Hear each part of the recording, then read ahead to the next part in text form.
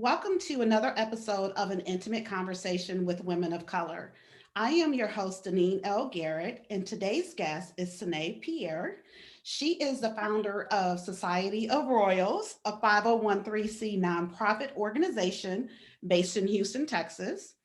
They service youth between the ages of 5 to 25 years old.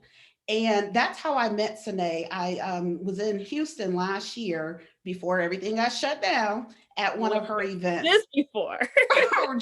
I mean, and so I came home on that Saturday after your event, and that Friday I was had plans to go to Atlanta, but yeah, COVID said no. No, no, we're shutting down the airlines, Shut it everything. all down. Like, no, ma'am. Yeah, no. So there's that. So I had a great time in Houston, though. Thank you. Yeah. So, Sine Pierre, tell us more about you. Well, I just want to start just saying thank you. Thank you for even having me on your show. I really do appreciate being here. But more about me, just like you said, I do have a nonprofit, and our whole purpose is to bring awareness and prevention to suicide. I had a mentee that took her life in 2008.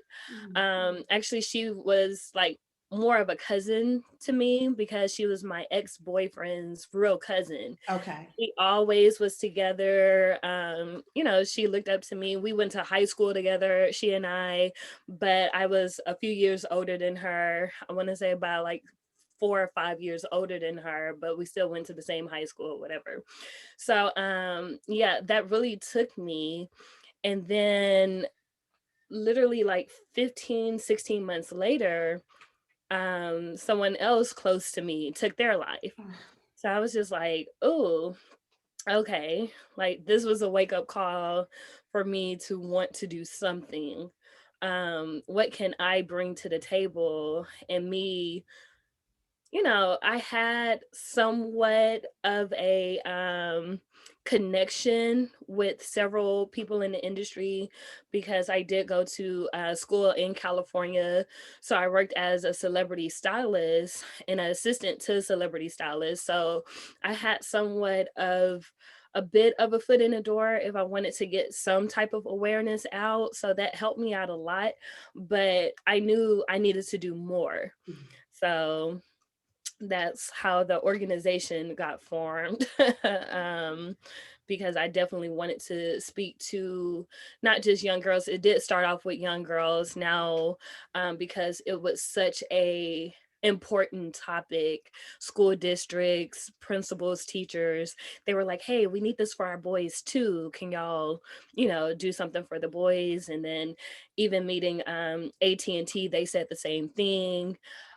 So I was like, okay, yeah, let's open it up for boys too. So recently, from 2013 until about 2019, it was all for girls. And then 2019 till now, we just started adding boys to the project. So Yeah, you're doing yeah, amazing work. You know what? thank And I'm you. over here kind of teary eyed just thinking about, the people who have, you know, left Yeah, us yeah, um, because of suicide.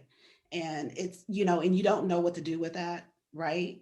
You don't know how, if you missed a sign, if there's something that you could have done differently. So thank you for what you're doing. Thank you for what the thank Society you. of Royals is doing. Thank you. Amazing, amazing work. Thank you. Thank Yeah. you. I appreciate it. Yeah, absolutely. And so you did mention AT&T, so I definitely want to shout out Anna Garcia because Anna, who is a previous guest, and she is the president of Asimos. Yeah, yeah. She is who introduced me or invited me actually to Houston to come to your Oh, event. wow. Yeah, yeah. Thank Anna invited you. me, and I was like, okay, I'm Yeah, that's there. my Thea right there. Her and Right? Lily Boy, I love them too. I'm just like, Yes, and then her partner in crime, Lolly. yes. And so Lolly, for those who listened to that episode, Lolly is the president of Women of AT&T, and another just amazing woman. They both are amazing. I greatly appreciate them. They support me so much, and so I thank them for introducing me to you. Yes, yes. And you worked with AT&T, right? Yeah. So do you know Marvy Moore from Oh, Atlanta? right. Yeah. So Yeah, Marvy, yes, and yeah. so So actually I she's connected with retiring. her at the Essence Festival, Okay.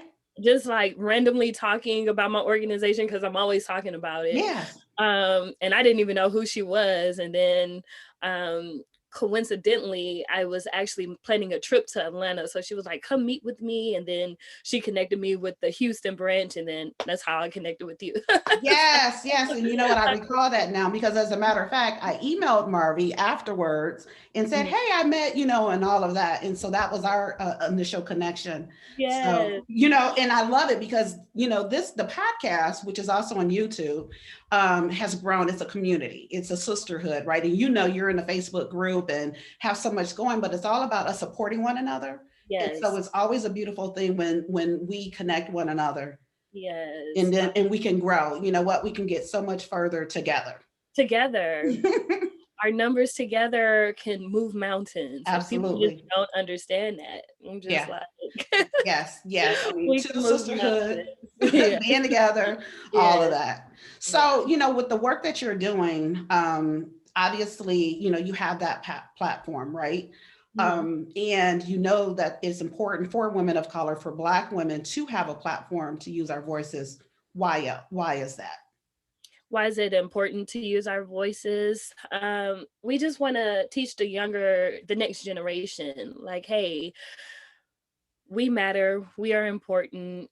If you hear what I'm doing, what I'm helping out with, or my voice needs to be heard, whatever you hear from me, it can make a difference, and not just in our community, but we can make a difference in our world. So that's why it's really important to have some type of platform, or to get our voices out there and to be heard.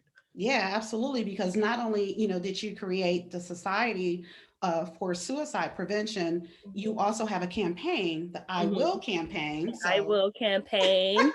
Yes. yes, I have a and shirt right, right. And a too. shirt. And so let me tell you, of course, I had, when I was looking, well, which shirt do I want? I had to go with the one for voice, right? Because the Yeah. podcast is to elevate the voices of women of color. So I definitely have to have this. So other than, through this campaign, again, through what you're doing in Society of Royals, how else are you using your voice for Black women and other people of color? Just by volunteering, I am helping out as much as I can to other organizations.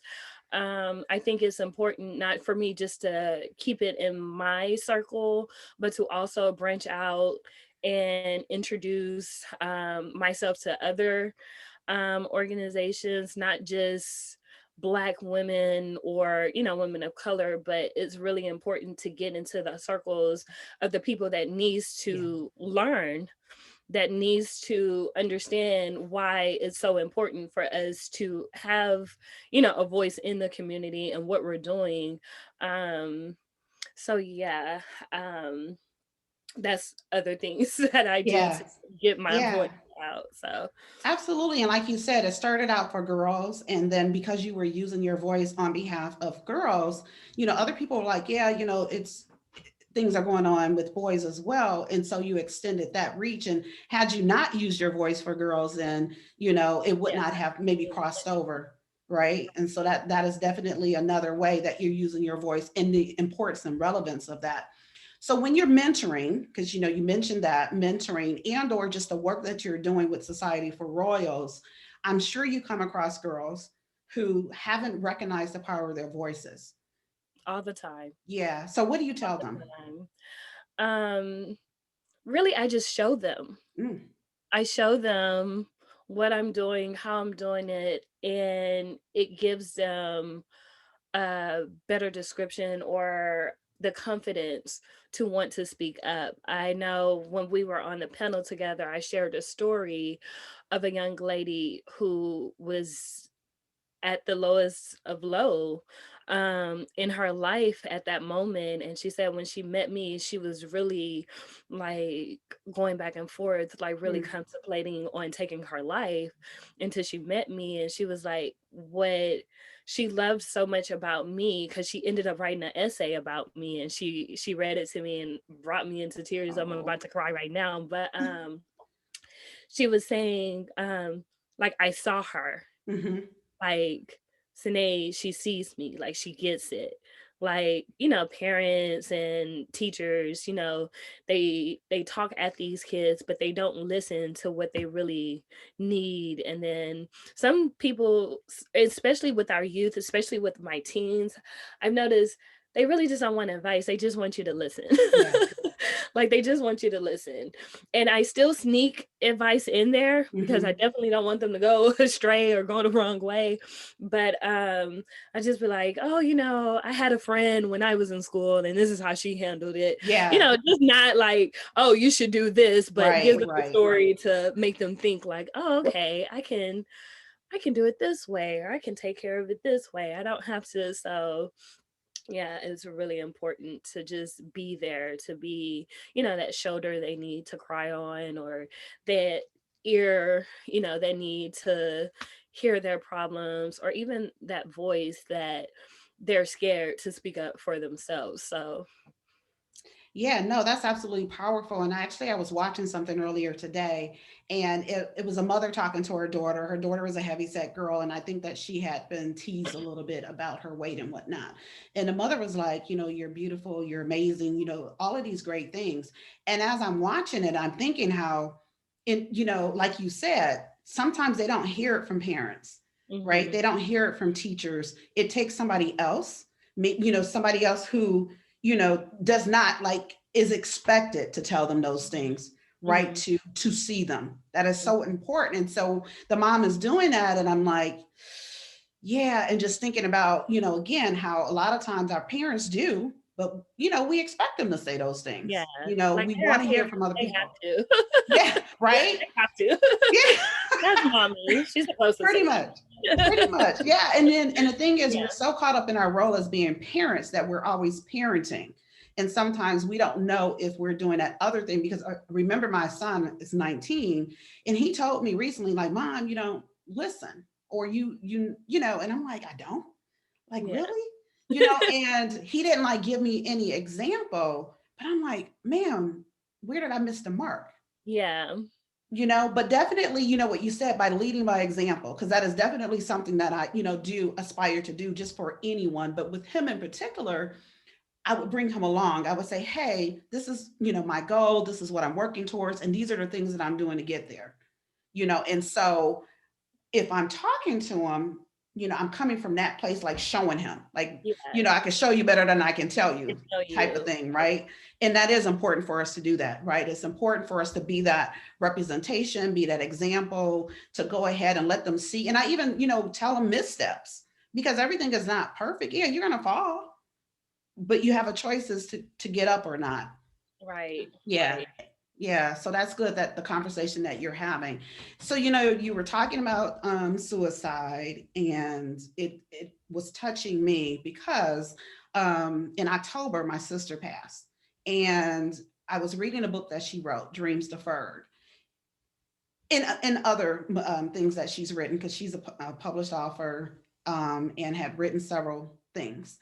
And in some of the things she wrote about suicide, and so again, we Mhm. don't, you know what I'm saying? We don't necessarily know what a Right. person is going through. And, you Right. know, and then just thinking back on people who, like Robin Williams, for an example, I mean, he was Right. late in life when he did that. And you're like, how do you get to, you know, you go through life. And then at this point, like, what was it that, you know, that caused you at this particular time, and not a year ago or 10 or 15? And the fact of the matter is, quite possibly they had you know, attempted it multiple times, but Mhm. this time it happened for them. So the book, you know, Dreams Deferred, it got me thinking, like, what dreams am I deferring? And that I wanted to, you know, encourage women to think about what dreams they may be deferring, and then to encourage them to do something about it. So with you, has there been a dream that you deferred? And if so, what have you done about it? Definitely. So like I said earlier, I was in that whole entertainment industry. My dreams was always, it started off to be in the fashion industry, by designing. And then once I got to school, I was just like, nah, this is too much. So I did the merchandising part, which I became the stylist. I became a, visual merchandiser. But my ultimate dream was to write movies. I Mm. wanted to do scripts and be in Hollywood and be amongst the actors and actresses and all the famous people in the world. But once these two events happened with the suicide, I wouldn't say that my dream got deferred, but it got like shifted Mhm. to me having a better purpose Mhm. than that. But now I'm incorporating Yeah. my screenwriting into my organization because now we've grown so tremendously that now our kids are doing talk shows that I'm writing the scripts out for. We are doing like short films now. We have short film competitions. So that's how I was able to use that deferred dream Yeah. into reality right now, what's going on in my world today. And that's, you know what, I love that because as you know, I was thinking, I'm like, oh, you can incorporate that, into what you're Yeah. doing. And you are. And so what's, what I want to point out about that is our purposes, Hmm. they never leave us. Never. Never leave us. Because when I graduated high school, I went to college to become a social worker. And then I'm Okay. like, I'm changing it, right? I'm like, there's no money in that unless I go for a master's, and I wasn't about to do that. And so, Mhm. you go through life, go down different roads, et cetera, have different experiences, and then come back to it. Because what I am doing today, what my career is, what it's been for the last 5+ years, is pretty much in the same camp. Industry. Yeah. Yeah, it's very similar, right? So you don't ever get away from that. And Yes. so now what I tell people is follow your passion, follow your passion. Yes. And your passion will lead you to your purpose, and stay there. And then the money will find you. Right. That's what I believe now. And that's what I tell people before. But back in the day, it was all about the money. Yes. And it's so weird because, like I said, when I was in college, that's what it was for me too, until these incidents happen. And I'm just like, I was working for free for a really long time, but I still love doing, saving kids' lives. Yeah. Like, that was the payment for me, just having, a kid say, you're my hero, or I look up to you. Like, that was enough for me. And I was like, wow, like, it's crazy how my mindset, even in my early 20s, um, I was just like, wow, like, okay, God, I hear you. Right. Yes. No, absolutely. Yeah. Because you're saving and you're still, you're living your dream. Hmm. It's all intertwined, Yeah. and you had to go through that to get here, and now you're able to bring other people along, and that's what, part of your purpose is. Right. I Right. love that. I love that. So as we begin to wrap, this month is health and wellness, right? Mhm. And so the work you're doing definitely, fits into that, right? But how are you keeping healthy? What Ooh. things are you doing for your wellness? Oh, don't ask me that. Do not ask me. I used to work out faithfully, like 5 days a week. I used to watch what I eat. Keywords used to. Now just being comfortable at home. I eat whatever. I don't work out as much. But it's funny you said that because I was just talking to one of my really good friends last week because she's like a workout guru. So I'm just like, okay, starting next week, which is supposed to be this week, I didn't do it. I'm going to start working out, but I'm definitely going to get back on my workout regimen next week. Like I wrote it down. I have to get back into the gym or some type of, fitness plan because I was on it faithfully, and then like I said, COVID hit and I just got lazy. I'm Yeah. not gonna You know what? You just I'm not gonna you know lie. what? You just started taking care of yourself in a different way, Yeah. right? That's Yeah. it. I mean, You so shifted. I have been reading more books. Yeah. I have been, wellness in that format, Mhm. but as far as like physically, yeah, no. Right. My No, mental look. wellness is okay, but No, I am with you because I think so before COVID, I was walking 90 minutes, like 5, 6 days a week. Oh, So wow. in the morning, 90 minutes, just on it, on it, on it. And then at some point I stopped. Right. And so now I'm, getting back. But the thing about it is I'm giving myself grace with it, right? It's like, okay, I started off with, let me make sure I get in 5,000 steps, then 7, then 10, then Right. 12. And if I don't, this past weekend, like last week was Wednesday through Friday, was like, I didn't know what was going on. I didn't feel well. I didn't know if it was just life, if it was all the thing that's going on in the world. And so I didn't walk over the weekend, and that's okay. It's okay. It's absolutely okay. Like, we have to give ourselves grace and Yes, then get back to it. that's true. That's it. That's so true. So, like I said, as we're about to wrap, what would you like to leave our listeners with? And those that are watching. Hey, Hey. y'all. Definitely, my big thing is just try to make a difference in a child's life.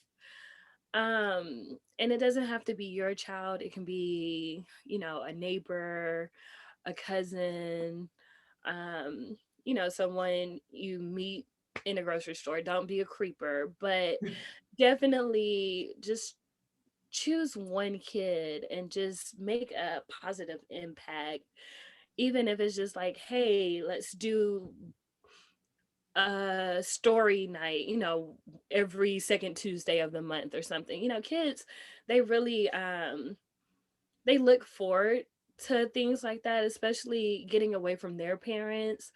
And just to have that one person to look up to, like, is really important, especially now with COVID. Mentally, the mental I was reading the CDC, and now the mental health rates for students, 12th grade, first to 12th grade, is 30% higher because they're stuck in a house. Yeah. They don't have that in person or peer to peer, interaction that we had growing up.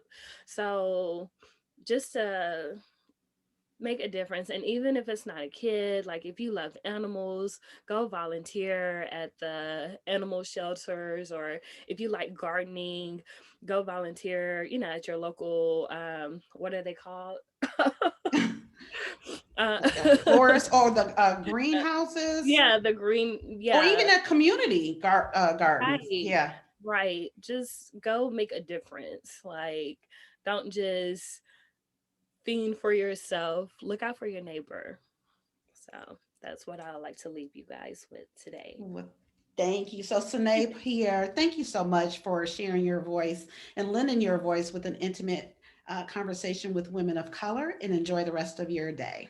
Thank you. Thank you for having me You're again. welcome.